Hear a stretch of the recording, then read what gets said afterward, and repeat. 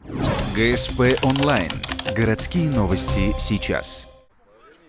В минувшую субботу ухтинские футболисты открыли сезон игр на открытом поле. После закрытия мини-футбольного кубка в выходные прошли встречи первенства города 7+1.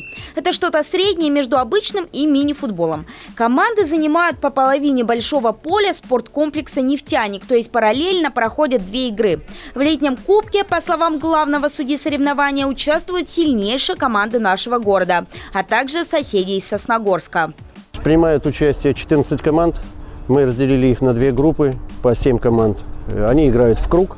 И потом четверка сильнейших первой и группы «Б» встречаются в четвертьфинале. Остальные команды играют за места.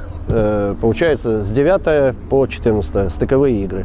Среди лидеров команды «Шахтер», «Газпром», сосногорские футболисты из команды «Союз» и МФК-2001. К слову, эти ребята стали четвертыми на первенстве России по мини-футболу. Спортсмены будут встречаться тут, на стадионе спорткомплекса «Нефтяник», по выходным до конца месяца с 11 до 14 часов.